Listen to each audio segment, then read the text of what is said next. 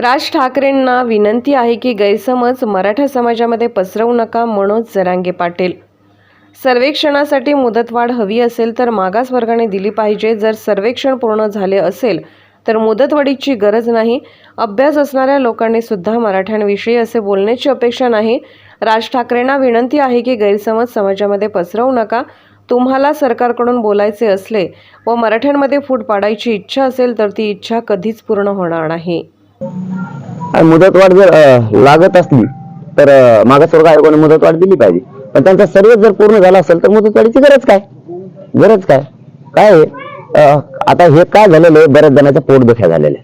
म्हणजे मागासवर्ग आयोगाबद्दल नाही बोलत मी, की मुंबईला गेलं काय मिळालं काय नाही मिळालं, हे बऱ्याच जणांच्या पोटदुख्या राहतात. कारण काही जण आता सरकारची सुपारी घेऊन बोलतात काय मिळालं काय नाही मिळालं. गोरगरिबांना मिळालं, तुम्हाला नाही मिळालं. तुम्हाला पैसे पद पाहिजे होते, तुम्हाला ते नाही मिळाले.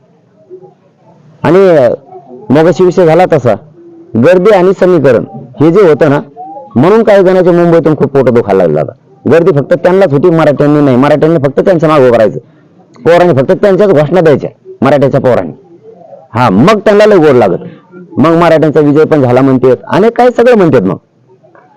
मग सगळं बोलतात ते, त्याची काय अडचण नाही. फक्त मराठ्यांनी त्यांच्या घोषणा द्यायचं. आता मराठ्यांची गर्दी करायला लागली, समीकरण बदललं ना, पुरं कार्यक्रमच उलटा सुलटा होऊन गेला. कारण अभ्यास असणाऱ्या लोकांनी सुद्धा एका मराठा जातीविषयी असलं बोलणं, पुढं काय मिळालं काय नाही मिळालं, कोणाला काय नाही मिळालं, ज्यांच्या कोण आम्हाला अपेक्षाच नाही. म्हणजे आमचे मराठ्यांचे पोरं त्यांना खूप मानतात आणि त्यांच्या पाठीमागे सुद्धा उभा आहे हमेशा. त्यांनीच आता मराठा आरक्षणाबद्दल काय बोलणं काय नाही बोललं, घटनातज्ञांना बोलून घ्या आणि जरा विचारून घ्या काय मिळालं काय नाही मिळालं. स्टेप हीच असते का? कायद्यात एखाद्या शब्दाचं कायद्यात रूपांतर करायचं असलं तर स्टेप हीच आहे का? अधिसूचना काढावं लागते का? आदेश काढावाच लागतो का? त्यानंतरच करता येतं का गेल्याच कायदा बनवता येतो लगेच? हे थोडं एखाद्या घटनातज्ञाला बोलून घ्या. आमच्या मराठ्यात गैरसमज तुम्ही पसरू नका. कारण तुम्हाला मराठा मानत होता, पण तुम्ही असे दोनदा काड्या केला होता. याच्या मागे एकदा केली, आता परत काडी टाकलीच.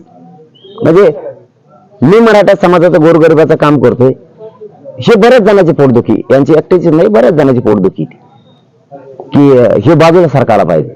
मी गोरगरिबाचं काम करतो, जवळ मला मराठा म्हणत नाही तेव्हा मी बाजू सरकत नाही. पण राजसाहेब ठाकरे साहेबांना माझी विनंती आहे की तुम्हाला आमचा समाज खूप मानणार आहे, गैरसमज समाजात पसरवू नका. कारण हे समाजाला पचणार नाही. कारण तुम्ही 2 वेळेस असे उलटे चलटे स्टेटमेंट केले. आजही माझ्यासारखं पोरग सुद्धा तुम्हालाच मानणार होतं. अशा लाखो पोरं तुम्हाला राज्यात मानणार होते. पण मराठ्यांना काय मिळालं काय नाही मिळालं असे सरकारची सुपारी घेतल्यासारखं बोलून तुमच्या सरकारला शोभत नाही. कारण पोरं तुम्हाला समाजातले खूप मानणार आहेत. पोराला सगळं कळतंय आमच्या हातात, आरक्षण म्हणजे काय आणि आपल्या विरोधात कोण बोलतो हे सगळं कळतंय. तुम्ही थोडस तुम्ही पहिलेच अभ्यास पूर्ण आहेत, परंतु आणखीन आरक्षणाबद्दल बोललो तर चांगलं राहील, तुमच्यासाठी चांगलं राहील अशी माझी विनंती. नसता तुमचा विषय तुमच्यापाशी त्याला नाईलाज आहे. तुम्हाला सरकारकडूनच बोलायचं असलं, मराठ्याला मिळून मराठ्यात गैरसमज पसरायचा असला आणि आमचं फूट पाडायचे असले तर ते स्वप्न तुमचं कधीच पूर्ण होणार नाही. कधीच गोरगरिबी करोडो मराठा कधीच फुटणार नाही.